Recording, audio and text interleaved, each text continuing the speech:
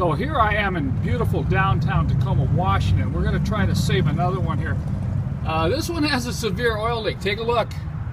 The owner has been using excessive amounts of oil and he can no longer drive the car. This is a 1987 300E. I know the owner well, but to protect the innocent, I will not divulge his name. But in his own words, let him tell you what's happened.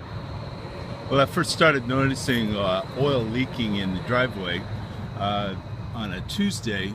By Thursday, on the way to work, 7 miles, 3 quarts of oil later, I said, this is not right. I'm leaving this thing parked.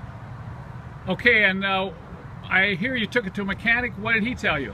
Well, I had the whole oil dye thing happen, and had to have the engine cleaned, of course. They told me I needed a new valve cover gasket, a new oil pan gasket, and a rear main seal gasket.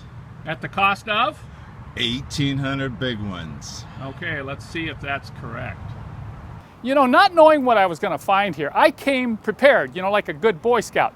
Take a look at some of the stuff I had to bring. Now, you may not need to bring all this stuff when you go out on your own repairs, but in this case, with a heavy oil leak, not knowing, having any idea what it was, this is what I came with. I've got a floor jack, I've got jack stands, I got my tool kit, I got lights, and of course I brought along the parts that this repair shop said they needed, although I'm very suspicious it's probably not going to be a gasket.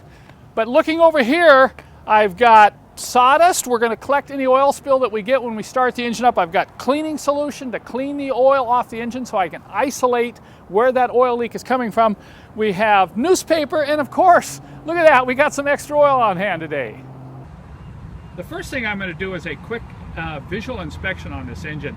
If you look right in here at the oil filter cap, it's very wet, but the owner assured me that's just from him being a little sloppy, adding all those quarts of oil. And I'm looking down the side here, head gasket, and along the exhaust manifolds, and I don't see anything here that would warrant 3 quarts of oil in 7 miles. Cut. Rolling after 3 seconds.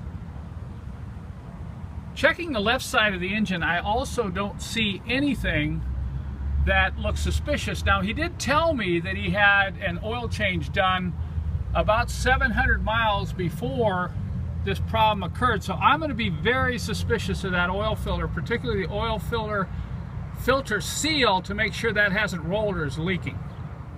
The first thing I'm going to do is get the car up in the air and take that underbelly pan off. You know, these 300Es, most of them, at least they should have a plastic pan under the engine.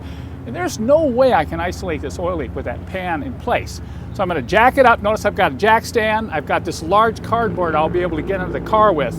But we're going to get it up just high enough that I can get under there and pull that underbelly pan off. Then we'll come back and I'll report in what I see. You can see I'm really having fun on this beautiful Saturday, August morning. This is probably why I get paid the big bucks. Okay, I had the owner get in the car. We got a bunch of newspaper and put it underneath the engine. And I said, I want you to start the car. And if I say stop, you stop the car. He started the car, and within 3 seconds, I'm telling you, 3 seconds, I discovered the leak, okay?